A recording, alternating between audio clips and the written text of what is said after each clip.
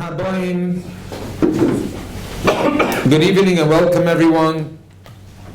It's a great honor to welcome you to this special Veheshev Chizuk event, Havineini ve'Elmeda, a night of inspiration, enrichment and empowerment. We're privileged to have with us the world-renowned expert, Rabbi Shloime Ehrlich Shlit from Monsey, New York, who will address us in a few moments. First and foremost, a heartfelt thank you to Rabbi and Mrs. Katz for graciously hosting this event, making this dream into a reality, and ensuring every detail is taken care of to make this evening a true success. May Hashem bench them with abundance of simcha, nachas, from all their children, gesundheit. Amen. A special thank you to Rabbi Shmuel Darzi of Merkaz Nachla for sponsoring this hall, and we're very grateful to him. This week's parasha begins with the words, Vayishma Yisroi, Koyim Midyon, Choysen Moshe, Ki Hoitzi Hashem es Yisrael mi Mitzrayim. Rashi asks, what did he hear that made him come? And the answer is, he heard Kiryat Sefer and Mechemes Amalek. But there's a difficulty here. The Pasuk already says that he heard about Yetzias Mitzrayim, meaning that he already heard everything about Yetzias Mitzrayim, including Kiryat Sefer and Mechemes Amalek. What's Rashi adding? What did he hear? And the answer is that Rashi is asking a deeper question. The whole world heard about these miracles, as it says, Shamu Amin Yirgozim.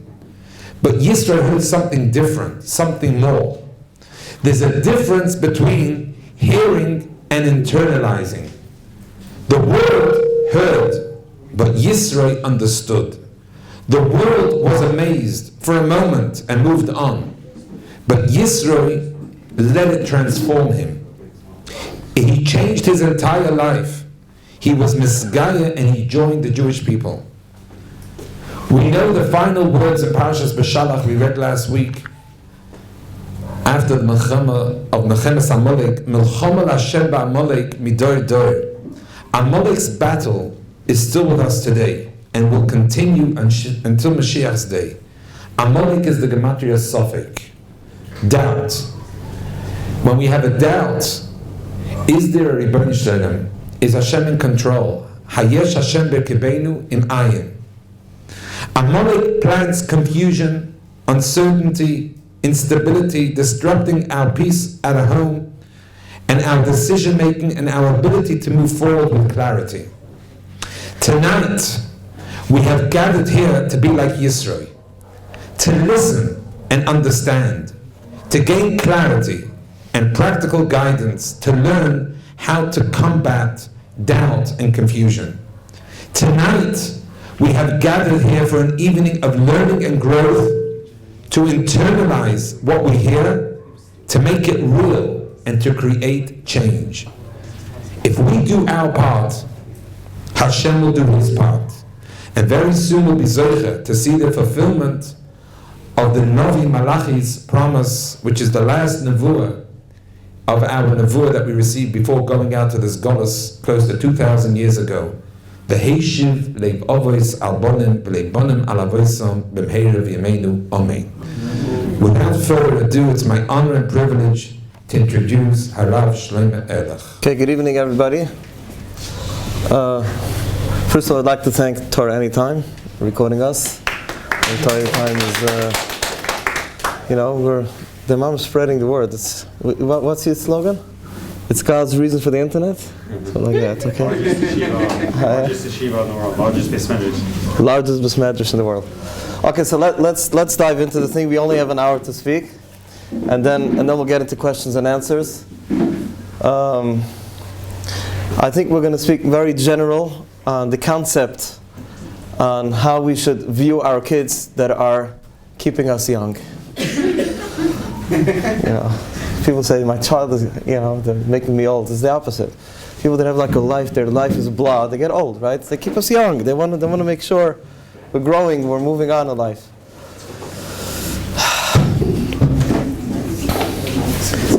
On my way in, someone approached me and he said that he learned in Daf Yomi a few days ago But the Gemara says, Reb Meir, that if someone has a child, a Rusha, then he's called Rasha ben Rasha. So before we start the conversation tonight, we got to deal with this Chazal, because it could be very, a lot of people, their husbands learn, we all learn, many of us learn Daf Yomi, and it could seem like, what's going on? What did I do wrong if I have a child that's a Rusha? So first of all, to make something very, very, very clear, that none of our children are a Rusha. Not even close. What does a Rasha mean? A Rusha means someone that does something dafker, lahachis, planned to do against Rutzon Hashem all the time. A tzaddik could do a maaseh rishus. At that moment you can see, this person did a maaseh rishus. You stole money from someone, you embarrassed someone. A person to be called a Rusha. And let's go back to Chazal. So let's say we did find someone that is a Rusha. Why is the father called a Rusha? And I was thinking, as this person was asking me this question, saying what he learned a few days ago, is that something very interesting question. The Torah tells us, Lo yimsi uvas albunam. We're not going to talk Torah the whole time, don't worry. I just want to be mamtik, this Chazal, it should make sense. The Torah says, "Lo yimsi uvas albunam, lo yimsi bunam aluvas." Parents will never be died or punished because of the sins of their children, and children will never be punished or killed because of the sins of the parents. It just doesn't work that way. But then we daven, we say, sometimes by Tachriv we say that that we have the uvan, like we see the Asura Malchus. The Gemara says clearly that they were nifted because they were killed because of the sinas u'achem between the shvutim, sinas chinam. So they are dying because of the sins of someone else, or they're not. How does it work? But really it doesn't mean that. It means to say if the child still has the same trait, the same midah, biyirisha from the parents, it's not because the child is actually transgressing that aveira now. So it's called, you're dying of the sin of, so the Chorban Beis Hamikdash was because of sinas chinam.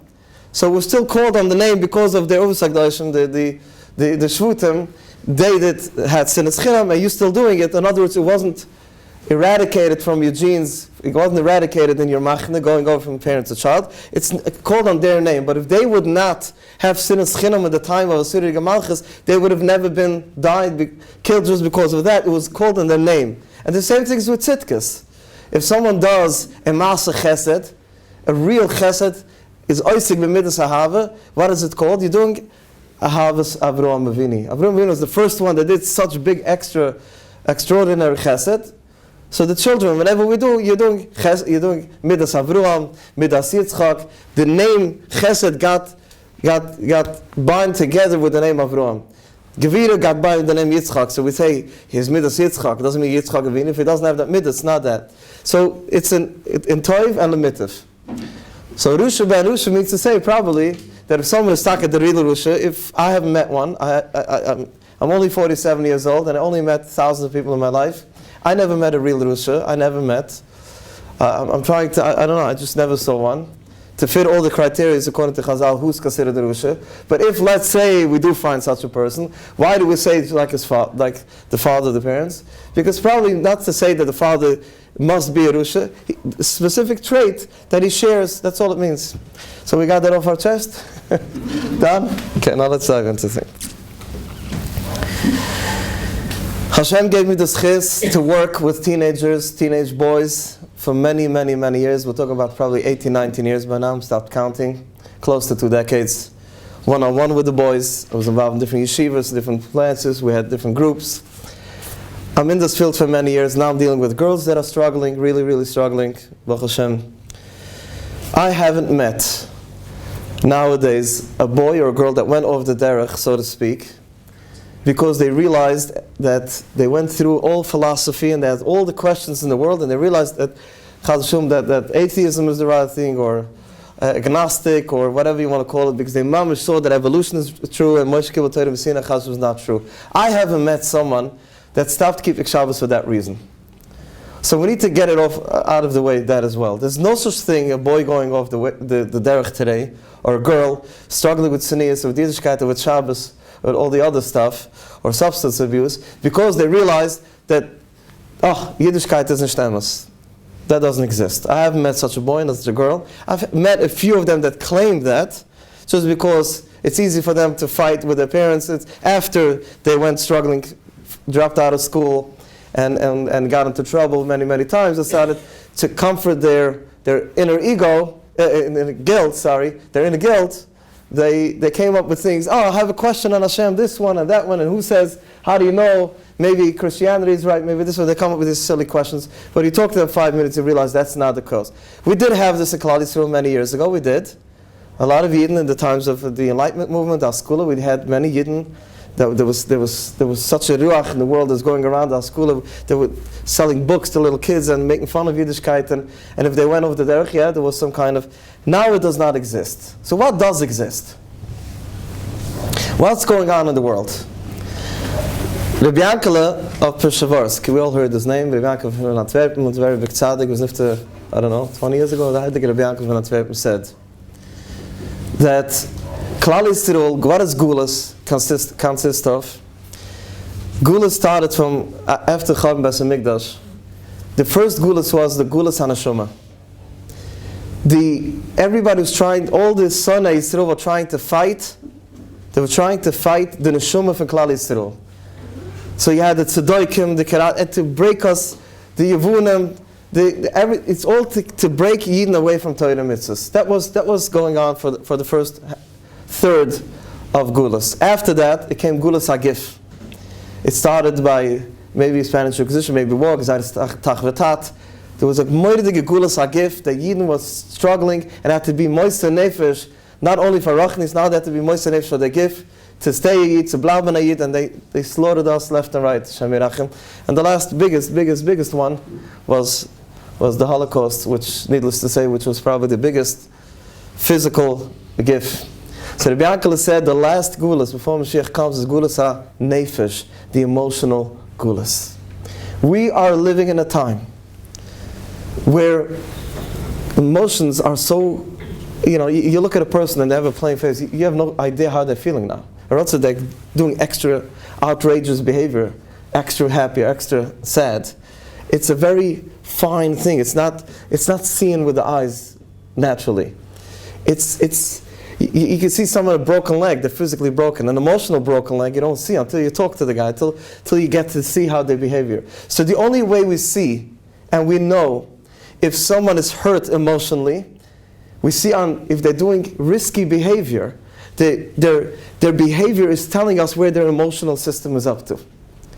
So we are actually living, and this is our avodah as parents and as teachers and educators and rabbis and whoever they are.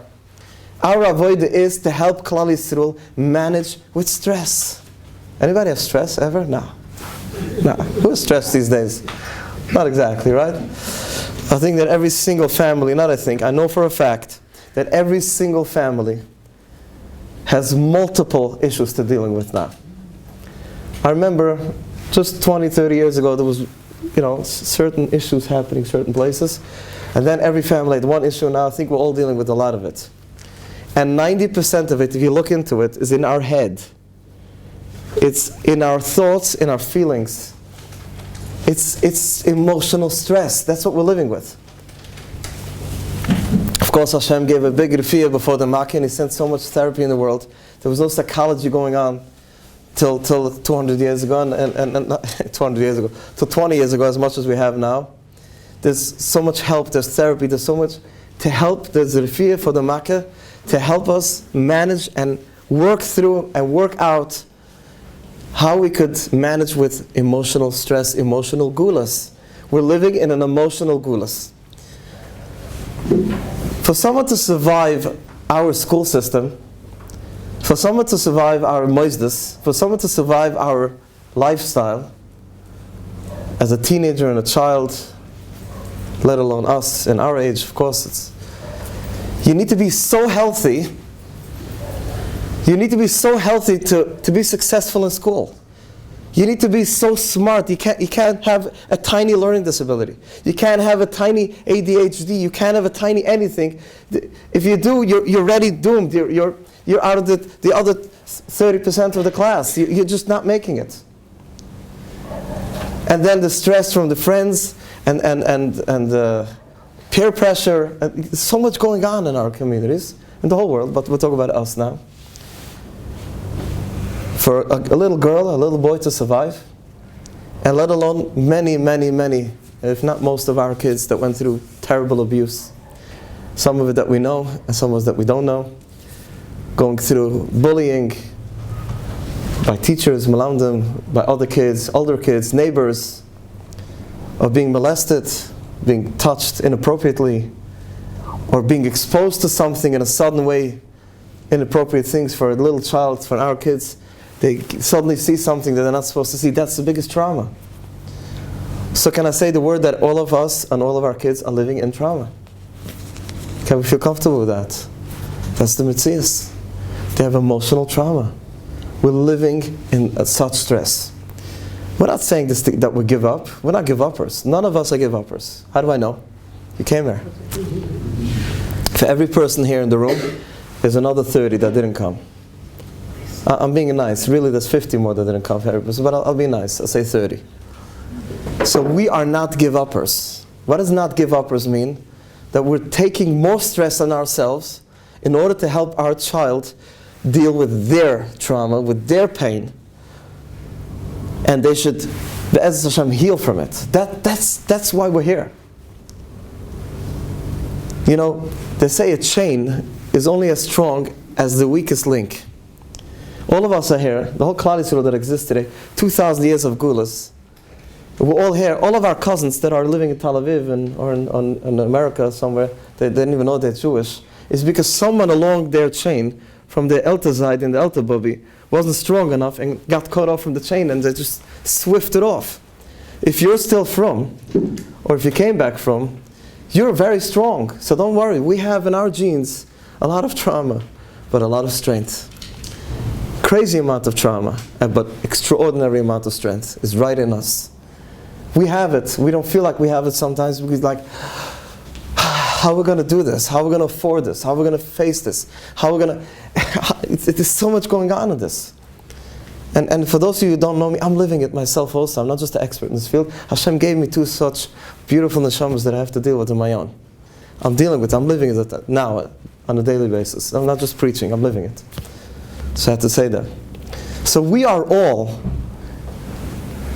so strong and so not give-uppers that we are going to do whatever it takes to help our children deal with the last gulas, which is called gulas hanefesh.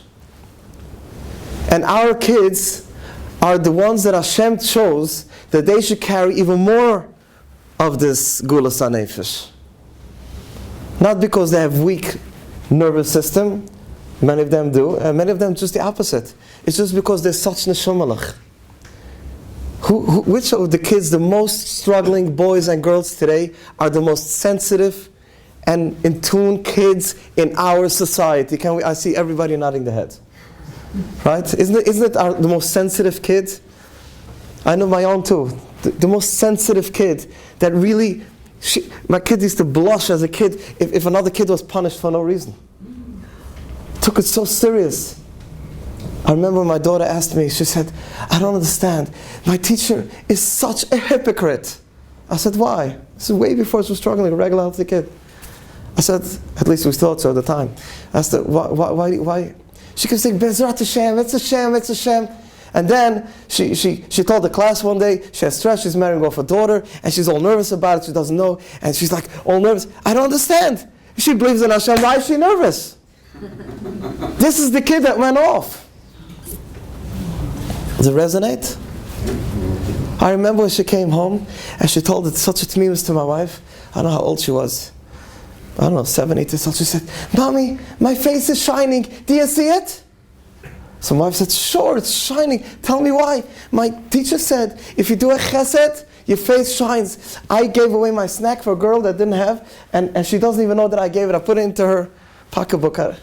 in her whatever backpack. This is the kid that's struggling with hypocrisy around us. Our kids are going off because they're seeing hypocrites. That's trauma to them. And other kids that don't care, they don't go off. They don't have to care. Not Chal there's kids that do care and don't go off. Not to just understand what we're dealing with. So our Zisa Kinderlich that are giving us so much pain, I'm going to change the word, that are giving us so much exercise, they are our gym trainers. We're in the gym.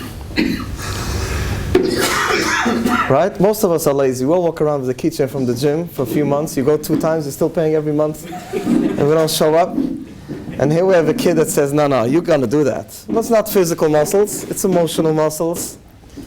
It's working on our ego a little bit. It's working on our inner strength. It's working on us, on our emin a little bit, on our betuchen a little bit. It's working on us to work out that maybe many of us have to become a little more clear why we're Jewish and to really know things. One of my kids said, why do you make like that, Bavdallah? So silly. And I gave a beautiful answer. I was sitting with my kid. I said, who else wants to know? My other kid said, Tati, right. Why do we do like that? And I once repeated this at a crowd, and a few people put it down and said, we don't know.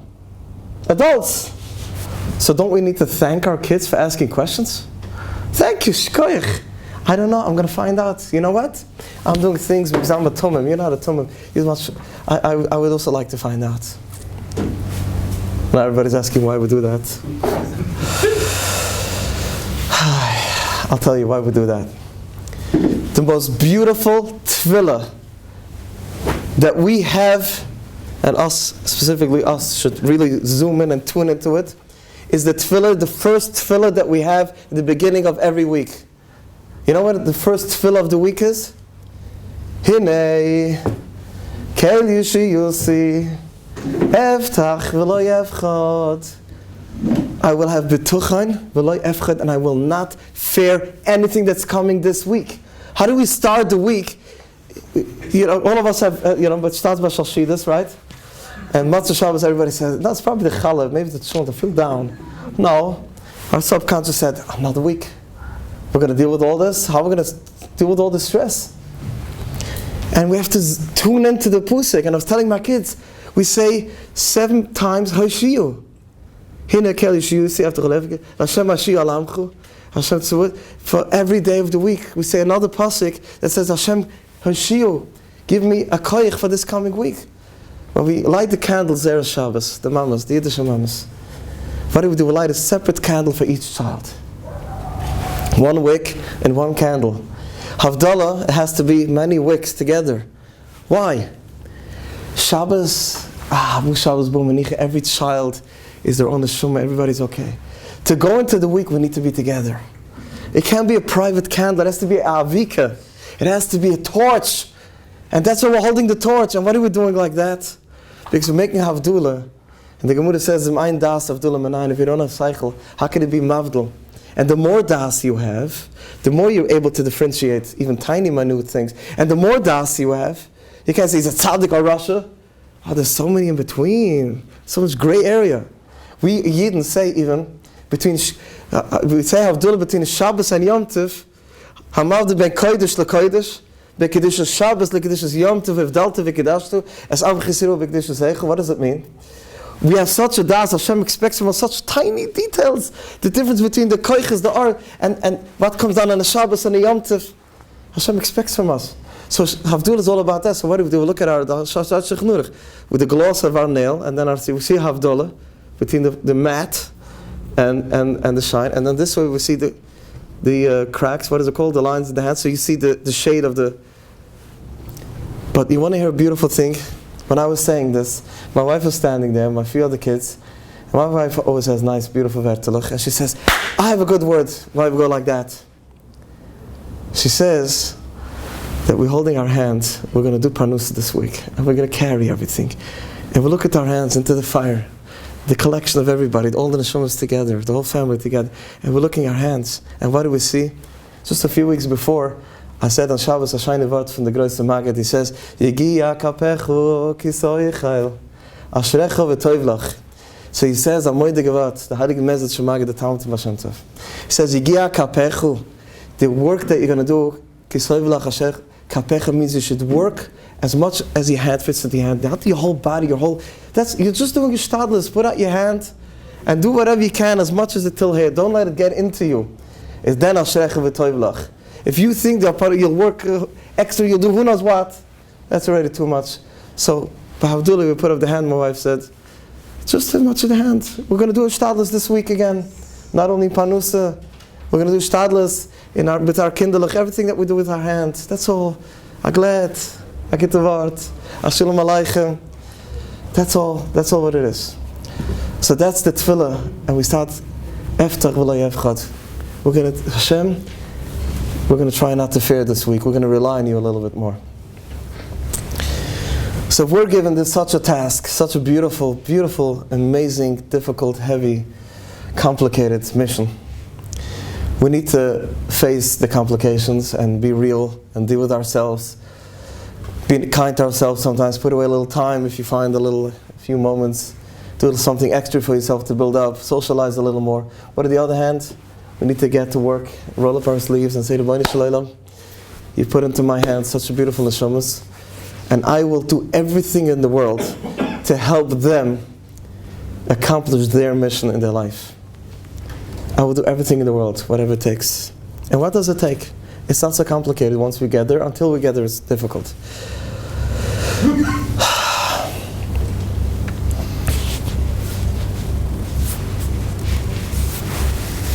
If a child gets to a place that they have to hurt their parents, they have to behave in a certain way which they know they're hurting us. They grew up in our homes. They grew up in our moistus, they know what's right, they know what's wrong. If they're doing something self-hurting, self-harm, harming themselves and disconnecting and being different than all their friends that they grew up with, they drop all their friends and start socializing with so-called friends, we know they're hurting. And if someone is hurting because someone was given the real mission of the last gulas, is gulas hanefesh, how can we judge them? We need to really, really, really open our hearts and feel bad for the person. If someone hurt me and embarrassed me, I have two options. I could be the little child, which is sometimes permissible even when I'm 45, and to get upset. Why did he do that? But if I'm moichen the gadlus, the way we call it Chassidus Shurim, is moichen the gadlus and moichen the katlas, there's certain moments that all of us are moichen the gadlus. We see everything and everything makes sense. It's clear. Everything is. We know what we're doing. It's amazing. And then there's certain times we moichen the katlas and we're not ready to see the big picture. We're seeing everything from a very narrow place. But when we're able to live in a place of moichen the gadlus, we start going into midas harachmunas, next level. Really, really feeling bad for them. And thinking to yourself, I can't believe it, she walked into the house with that miniskirt or whatever they're doing. It must be she's so much pain. How could I help my child not be in pain? Are you walking like this? I just bought you a new coat yesterday. I would never buy a coat like this to someone else. To the other kids. I'm being given a car so much. You know what I'm doing? And you dare walking into the house like that? We start judging everything they do. How can you swear in our house? Everybody has different levels, but we've seen it all.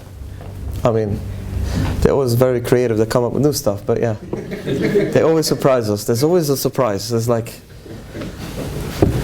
I'm 18 years, I'm still learning new stuff. It's amazing.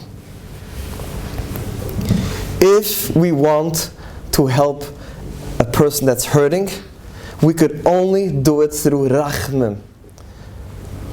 Real rachmunas. That's the method. That's the idea. To understand that these kids are really carrying so much emotional pain, it's just too much for them. But why? My kid was always, look at my older kids. They're doing great. This is my youngest. And the kid older him and younger him and everybody's doing so. Why does it always have to be this kid? Okay, let's ask together Hashem, why? We can't ask your kid.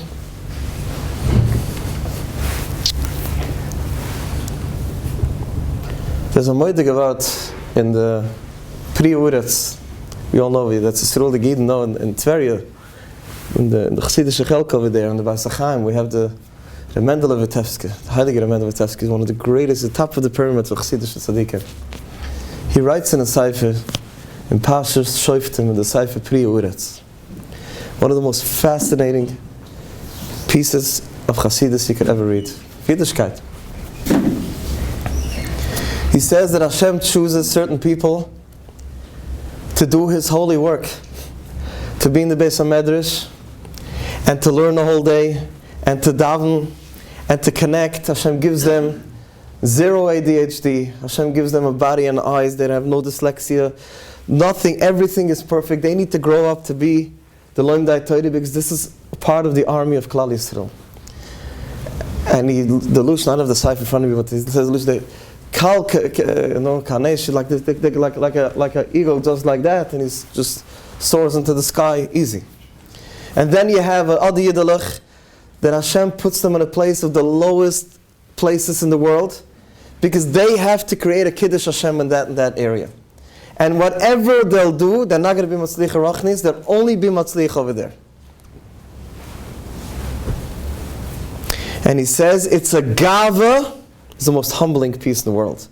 Whoever needs to work on to be humble a little bit, take the piece Pasha Shoifta from the beginning to end. It's not too long, it's 2 pages.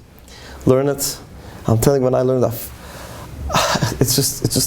it purifies you. It's like a wash machine, but in a positive way. But it really puts us in place. Still a Chassidische Sefer is not going to put you down. You're not going to find the Chassidische Sefer telling you, you can go to the Gehenna if you're going to. That doesn't exist. You know, there was this, okay, I'm not going to go into stories because we don't have too much time. Some people, their Avodas Hashem is to work to have a skirt from here to here, and that 1 inch, this is all they need. We need to put ourselves on the side. It's not easy. Very difficult. I remember, I went through this journey, I'm still going through. There's a lot of Avodah that we need to do. Our trainers of our gym are very active. They make sure they show up. They show up every day. This is their avodah that we know. But it's so easy to do this avodah if you live in the olam harachman, in the olam of rachmunus, the olam of understanding that this is, nobody wants to be there. If they're there, means something is pushing them there. It's just not something they want to do.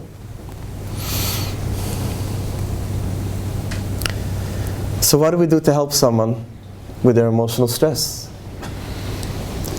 Every person in the world, each one of us, to grow up healthy, in a healthy childhood. What's a healthy childhood? We need to be safe, secure, seen, and soothed. We all know it, right? Some of you know it, the 4 S's. And if they're not showing up successfully in the teenage years, a little older, means that they're missing it. So we do it right now. So what do? We see them. When a child walks into the house, you say, "Hi, you look so great today." Instead of saying, "Wow, what made you put on that skirt today? Where's your couple? Where's your yarmulke? What's going on with you?" That's distancing them more. That's giving them more pain. The result is going to be they're going to embarrass you even more. Not consciously, subconsciously. We could rewrite their childhood. Be'ezus Hashem, it's more difficult as they get older. To give them a moiridiga ahava, and to make them feel secure, and to mamish give them security. And they should be seen. They're important to you. You remember everything about them. You share with them. You go along with them. Your interest is where their interests are. If your child likes to go gun shooting, you go with him. Go with him. Take him, I don't know what it's called, no? To the shooting range. Shooting range, that's the word. Go to the shooting range. My son never asked me that, so I don't know that yet. I'm learning a lot of things, but The idea is not that I should go down the Derech Chas v'Shalom together with my child. The idea is to try to join them in as many places as we can. That if my father, my mother is interested in what I'm interested in this silly song what they're listening, or whatever it is that they play games, I don't know what it is, and you're there with them, they're being seen, safe, secure, soothed, that you're there with them. And a child comes home and shares with you that this great movie actor, I don't know, their house got burnt in California, and your child is in pain. You say, wow, that's a terrible thing to lose a house. I know what you're really thinking. I know what a Frimi Yid was thinking when Saddam was burning down. We know. Yes, it is Saddam and it was burning down. But for our kid, this is their role model at the moment. This makes them feel good, because for some reason they don't feel good by us. So if this is where they're now, go join them where they are and say, wow, terrible. That's the Mahalach. The Mahalach is not that you should shmad together with your child.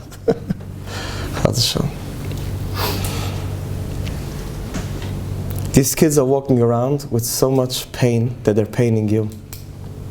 That they're giving us pain. I heard it so many times. Many years of Avni, yeshiva, a place, a holding place for these bocharim, for these tzaddikim, real big tzaddikim. And I heard from them so many times the pain and agony that they're living, the guilt of how much pain they're giving to their parents. They'll never tell it to you, never, no. It's just the way it goes. They'll tell it to me, they'll tell it to your friend, they'll tell it to your aunt and uncle, they're not going to tell it to you. Why? Whole different conversation, doesn't it see? Speak to any person that's involved one-on-one with these kids, with these boys and these girls. They'll tell you exactly this. These kids are carrying so much pain. All of us naturally want to give nachas to our parents. And that's why when our parents give us a compliment, we feel good. My mother calls me up. She still does it. I'm already a Zaidi, Baruch Hashem. I am, Baruch Hashem. And my mother could call me and say, Shloime, I just saw this clip from you. I like that word that you said. I feel like $1 million. What does that mean? I know she's proud. I want to make my mother proud. We all want to make them proud. Or else if they abused you, but to talk about normal. This is something, and if a child is not doing that, they're in pain. They're wetting their pillows every night. Most of them are nocturnal, so they're every day. In the day. So that's just to make sure. And it's normal if your kid is up a whole night and goes out with friends. We all need to feel wanted, needed somewhere. If they don't feel it in school and Chayder in Yeshiva, they're going to, outside the world, by these Chevra, in Monsey, it's the 7-Elevens. So the 7-Elevens here, where do they hang out? Katsefet? That's the only thing I know, because I like their crepe there. What else is there? They're hanging out somewhere. It's so easy to socialize with other Chevra. It's so easy to socialize. Without us, it's this skirt and that and up and tenias. So many million things need to work by us. You need to daven this way, you can't daven that way. You can't daven in that shul because your father davens in this shul. We go over there, it's so easy. You say, hey, what's up? You're good to go. I know the slangs, it keeps on changing. They say the music is sick. I get sick when I hear that word. But sick evidently is a positive word today. Used to be bad. The wedding was sick. Yeah, that's a good thing. Okay, but truthfully we're guilty of the same, because we used to say it's meshigigit. And my father didn't like what we said, meshigigit. So that's meshigig. So we're all guilty. To die for. To die for. So it's so much easier to fit in, to be part of that community. No strings attached. You know, all you need to have is a bigger cell phone, all you need to have is a bigger this, a longer nail polish. What? You know, green, purple, orange this week, and the next. What else do you need? You just need to come up with 6 piercings and 7. What does it take? And you're the hero. It's very difficult to be a From Yid today, if you're struggling with it. And if it came easy to you, you don't even know what I'm talking about. So if we could create for them a place where our Heilige Kinder are going to feel by us welcome. We are your team. We are your best friends. We'll chill with you. Come chill. Chill used to be cold, right? Chilled water? Yeah. So let's chill. Be'ezus Hashem, we're healing them. We're starting to rebuild. They should start feeling a little bit more the sense of belonging by us rather than there. And one of the most painful things that happens in a person's life, when someone went through trauma, any type of trauma, learning trauma, Yiddishkeit trauma, abuse, something happens to them, they get disconnected. There's a disconnect. They disconnect from everything because you need to fend for yourself. It's like a coping mechanism. Everything, they're disconnected from reality, from everything. So what do? We create attachment. We attach to our kids in a very, very loving, not judgmental way. That's going to heal them. They should start being able to think and see the world in a more healthy outlook. And then they'll start, that will bring them to a place they should be able to make a little more smarter decisions. Speeding is not the best idea in the car, driving. Or drinking too much alcohol. It's not the best idea. You could talk to them and try to give them a whole drusha and explain to them and statistics. It just doesn't even go in. They're not in a place of being real. They're not grounded. That's not the case. First, they need to be cuddled from us. They need to really feel that my parents love me, endless. They are my fans. Each and every one of our kids. The regular kids and the other type of regular kids, all of them. If they know that we believe in their future, you don't need to believe in them now, you believe in their future, I know you, yeah, you're going through your stage, you're going through your phase, you're doing certain risky behavior, but I know the world is waiting for you. You have the best heart, all of them have moirdige gitte malas, and we just need to bring it out and believe in them, b'ta'emes, and there is what to believe in them. In all of them, there is what to believe in them. And just bring it out, and again and again and again and again and again. They should start knowing that all your building a relationship with them is not because you want to bring them back to Yiddishkeit, it's just because you care for them. You're my child. Health first, Yiddishkeit second. You know why? Because if health is first, Yiddishkeit will be forever. If health is not there, Yiddishkeit will never be there. So a child should never feel, oh, my parents are nice to me because they want to bring me back to Yiddishkeit. Oh, the child started wearing a longer skirt or a bigger yarmulke or wearing a yarmulke, not keeping the phone on Shabbos or whatever. And you say, wow, I'm so proud of you. Don't do that. Don't do that. Leave Yiddishkeit to them. They'll be healthy. They'll choose Yiddishkeit. Do we really believe that Yiddishkeit is the best thing in the world? If you do, don't sell it. You don't need to sell it. I don't need to sell a good product. If I'm a salesman of, this recorder, if I'm a salesman of this and I go into stores and I believe that this is the best voice recorder there is, all I need to do is go into the store, get my way in to talk to the buyer of the store and say, I'm selling you this product. It's $100. You can sell it for $150. Done. If the guy wants to have a good product, so buy it or not. Like, this is not a good product, I need to sell it and come back every day. No, I'm telling you this is better. You don't need to sell it. Don't sell Yiddishkeit. Stop it. To Frayid, that doesn't know Yiddishkeit, of course, they don't even know what it is. They grew up in our homes. If they saw a good shalom bayis, and if they saw people chesed and kindness that goes on in our communities, there's no place in the world what we do, what Yidden do. Yes, we have a lot of issues, yeah. But the Klal Yisrael is the most beautiful thing in the world. The Torah, a Yiddishkeit, Vanishli Ishtoi, everything. Hashuv Savaida, which part in Yiddishkeit is not Geschmack? So we don't need to sell them Yiddishkeit. We don't need to. A lot of parents need to sell Yiddishkeit because they themselves are not 100% excited about it. And if you're not calm, we'll make a lecture about it. We need to jump every day that we Yidden Baruch Lekani Shebrun Lichvoidoi Atu B'chatuni Mikol U'amim. I remember my father, Rabbi Shloime, was lifted 2 months ago. We had a debate between me and my brothers, his most favorite tefillah, and we came up, there was Ata B'chatunu. Ata B'chatanu. He was jumping.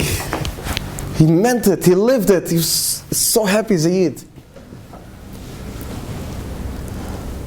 Yiddishkeit is everything. We don't need to sell Yiddishkeit. Stop selling Yiddishkeit. Don't tell your kids nothing. If they're not doing it, they're in pain. They're hurting. They're not able to make smart decisions. Let's fix the root of the problem. Yiddishkeit will come back.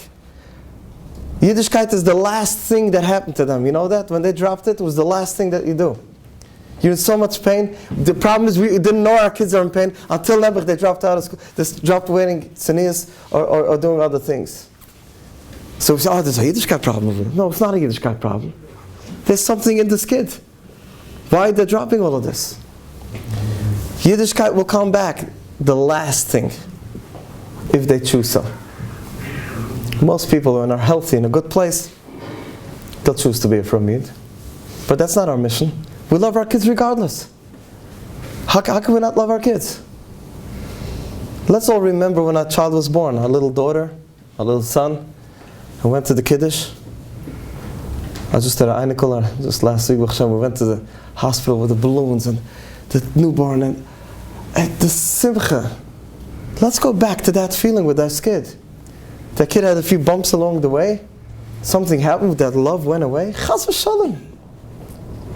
Chas v'shalom.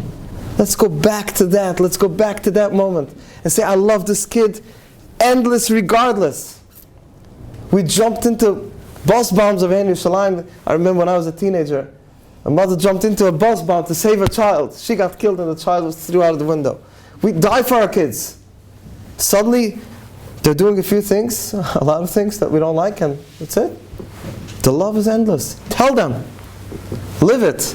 Don't let your pain, your ego, your image, and your worry about the other kids get educated. We're trying. We're all growing together and trying to figure out how to deal with this. But they should walk around feeling that my parents don't love me as much just because I'm struggling. It's also because there's a shigoyin, there's pain, whatever it is that's driving. So now they're double in trauma. And you know what it does to the other kids? It makes them also feel insecure, unsafe. So if my sibling is misbehaving, and kids know everything, they feel. If they feel that you don't love and cherish and go crazy for that kid because they dye their hair yellow, the other kids feel it. And you know what you're doing to the other kids? You're telling them, if you don't behave, you're not part of this. And that's trauma for the whole family. So the opposite, when we have these kids, and we give them all the love and whatever we can, and we try to connect with them and make them feel seen, safe and secure, they're part of us. The other kids feel healthier. They say, okay, my sibling is going through some turbulent times. They must be very much in pain. There's some kind of trauma they're going through, and we need to educate the other kids and tell them what's going on. But this is not a conversation on how to talk to siblings. But even without talking to them, even before we talk to them, they sense a stability in the home. They sense that this is where we are. Doesn't Hashem do the same thing with us? So if Klal Yisrael doesn't behave, we're out. The Christians, Yimach Shema, this is what they're saying. They're going around saying that the Yidden sinned, and Hashem gave up on the Yidden, and He made it Bris Chadusha, they confuse the Psikim, whatever, and they do whatever they want. And Hashem chose Chaz V'Shalom, someone else, a different nation, and Hashem is giving them the Torah. This is Christianity. Reb Shimon, Moiri V'Rabi, all of our Rebbe Reb Shimon Russell says a beautiful word. He says that Hashem, just last week, Hashem took out the Klal Yisrael from Mitzrayim. Right? It says, well, Mem Tes Sha'aretum. I don't know how to define it. I don't know what that means. But if there's 50 levels, and by 49 it took us out, 50 would be too late. I think it's worse than the world is today. I'm assuming. Why did He wait? Reb Shimon asks. Why did He wait till such a high level? Like the level 2 take them out. 3, 7, 49. Living with Goites, doing the worst virus in the world, and why? He said that the Rabbi Shloime wanted to show Klal Yisrael, I'm taking you out regardless of your behavior. B'ni b'chayr Yisrael forever. We did the Egel 2 days later. Gantz is the whole story, we're living it now, these parshas. It has no shaykhs. A Yiddishkeit will never be, if Gantz Klal Yisrael goes off the derech, Hashem is still going to love us. There's still where we are. It's not connected with our behavior.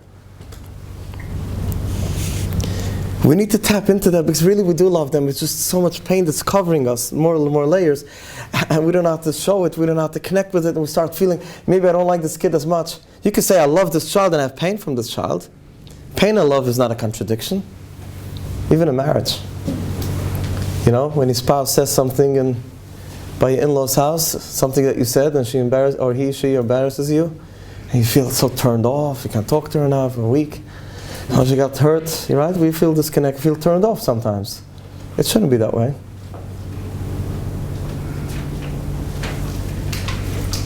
We need to think to ourselves, okay, my wife said something that hurt me. I'm very, very hurt. But I still love her. She's important to me. Just think that, and you'll see you're not turned off. You could love someone and be in pain from that person. You can't love and hate someone, that you can't. The problem is, where does that come from? Many of us, when we were little kids, when we were punished, we felt, oh, my parents don't love me now. When I'm good, my parents love me. I come home with a test that's 90 and above, my parents love me. I come back with a 30, my parents don't like me. So they feel, if a child feels my parents always love me, regardless, even when they're punishing me, telling me I need to be in my room now for half an hour. I do that. I have my son, he's hurting the next brother. It happens in some homes, okay. Baruch Hashem, I have 3 little boys, quite active. And he beats up his younger brother, yeah. And I say, you need to go into your room right now for half an hour. Don't even dare come out of your room. I can't wait for you to come out of your room in a half an hour. It really bothers me, but you need to go into your room right now. So I talk strong, and I give all the love, and I can't wait for you to come out, because that's not... So my child is in his room, he doesn't feel for a second my father doesn't love me. And that child grows up, he could be upset at someone without losing the love. So all of us, let's work on that. The Rabbi Shloime is doing this all the time. He didn't need this lecture. He doesn't get turned off. He doesn't get cold. He doesn't feel like, we're disconnected. Disconnected, come on. Between husband and wife, living hundreds of times, parents and children, partners in business, neighbors. So how many times things are going to happen that the other one is going to do something that's going to hurt you? So every time we're going to get turned off, turned on. It takes 2 weeks to turn on our feelings again towards the other and back down. We shouldn't be living there. I don't think it's that complicated. Think to yourself for a second. Am I going to lose my love? No, that person, we're connected. I'm hurt. Immediately it comes back in. And that's what the Rabbi Shloime does with us. And that's what we need to do with our kids. I remember my daughter, when she started her journey, when she signed up to be my gym coach, trainer, my personal trainer, went shopping. I shared the story many times, but I just need to say it. And you walk into the big, I've been to Monsey, the biggest grocery over there. It's called Evergreen. Not a promotion. And I'm walking in there, and she's dressed like Baruch Hashem, the way she wanted at the time. It was the first time it was public, and started going through the aisles. And quite a few people know me in the town. It's my neighborhood. I live there, and I saw all the faces. That was him? Yeah. I saw everything. I was dying from inside. And this is a person that was preaching exactly this 10 years before this happened, because I'm in this line almost 20 years. And I said, Shloime, own up. Practice what you're preaching. This is the time, right over here, right now. I put myself together, and I just, like a hero, like a going down the aisles, nothing. And I must say, like the third, fourth aisle, I was good to go. This is it. Come to the car. My daughter starts crying, tearing up with this, and she says, Tati, I really hurt you. I'm so sorry I hurt you. And I said, no, you didn't hurt me. I was hurt, that's my own issue. You're going through your journey, you're exploring yourself, whatever you need to do, you do you, me do me. If I was hurt, it's my issue, my journey. You don't need to live a life that's going to give me. I need to live a life where I'm going to get my own self-esteem, let's say it, my own place in this world, regardless of how my kids look like. And then I told her, I remember I was holding her shoulder and I said, there's nothing in the world you could do that's going to take away my love from you. Nothing in the world. And I'm living it, Baruch Hashem. I'm not saying it's very easy all the time, say the least. It's a journey. But it's the truth. There's nothing in the world you could do not to love a child. You could be in pain. Don't be scared to have pain and love at the same time. It works. It's two feelings that work together simultaneously. It's nothing. But we need koyach. Let's talk about us now, a few minutes. We need so much koyach. Why do we need koyach? Because we're still human. It's very nice in theory to sit over here and say, all the beautiful things. It's still hard for us, still difficult. So what do? We get together. We try to make gatherings like the most amazing Shloime Sefer and his wife. They're doing in Bet Shemesh and I forgot your first name. Shloime and Rabbi Katz. And everybody doing groups and support groups and coming together and being each other's mechazik and sharing the stories. We should have koyach to continue going back to the gym. We need to talk about it. We need to remind ourselves that we're doing Hashem's work. We need to remind ourselves that this is the best thing in the world that could ever happen to us. We need to remind ourselves this is the best thing that our child could ever go through. We need energy. And we can't do this alone. And not everybody is zeicher to be able to do it with their spouse. Try very, very hard. But if you can't, get chizik from someone else. Pick yourself up chizik. We need a lot of chizik. We need reminders to remember what we're doing this alone. We all feel like we're in dead ends. We're like such a trap. The worst feeling is to feel like in a trap. Here we want to help our child. Here we don't have extra money. Here we have this issue. Here we have that issue. We don't have enough room in our house. It's tiny. There's no space. There's so much add-on. You know, all these add-ons, right? You buy a product, it comes with the add-ons. This product also comes with a lot of add-ons. And then it's like all these tiny letters in the back that you didn't know you're signing for. You know, the Kleinoisius, and we signed the signature in the bottom. We had no clue what we're signing, and we're like, that's the deal. I would say that everything that's signed comes along with many small ones, and sometimes the small ones around it are worse than the sign itself. Right? You go through difficulties. We're dealing with a major issue, but everything around it is so much more difficult. So we need to tell ourselves, maybe that's the sign. Maybe that's the gym. Maybe that's the exercise. You know, I envision it sometimes like we're walking down with this big shopping cart. I walk around down the aisles. I need a little bit more. Someone told you, I need a little bit more of savlunis now. You're filling up our Olam Haba shopping cart. And anything that comes our way, what midah could I work on now? Okay, on anger, on chaos, and jealousy, what? It's a shopping cart.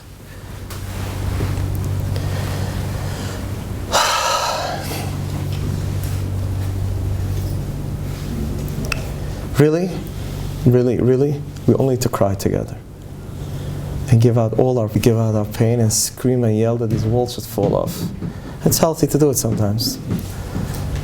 Whatever it takes, we do to excel in our gym and excel in our emotional muscles, our mental muscles, and build up our savings account in Olam Haba, and build all the other kids around us to have all the koiches that we have to do it.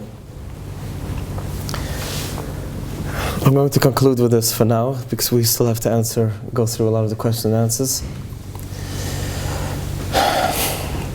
The Baal Shem Tov said, one of the most famous words of the Baal Shem Tov, he said, it says in Tehillim, Hashem tzilchu, Hashem tzilcha. Hashem is like your shadow. It's just like the shadow does exactly what you do, the light is shining, whatever you do. In Shemayim, Hashem does everything what we do. We forgive people, Hashem forgives us. Sometimes Hashem, in Shemayim, the Beis Din Shema, the Paskins and Yid Chaz V'Shalom, some kind of hardship that they need to go through, some kind of, and then Hashem says, you know what, let me see if he has Midas HaRachmim, let me send him some kind of, to pick up someone on a hitch. Is he going to do that? let me send this child to do one more difficult thing today. And whatever we do, we forgive and we move on and we do extra, so much for our kids. Hashem Silcha, Hashem does, we're His kids.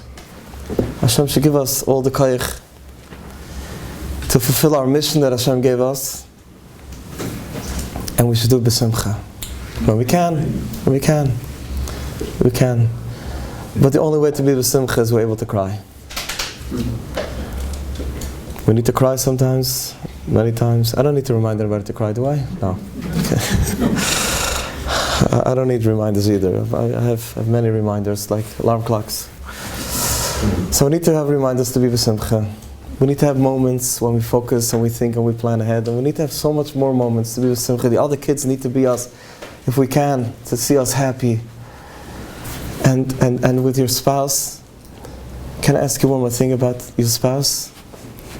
Go on a date once a week. I am serious. I don't think I've passed a week without going on a date with my wife. If I don't remind her, she'll remind me. You have to do this on a weekly basis. It does not have to cost any money. To go on a walk, to take a drive, alone, cell phone off, not on vibrate, off. And that walk or that date is not to discuss heavy or complicated conversations.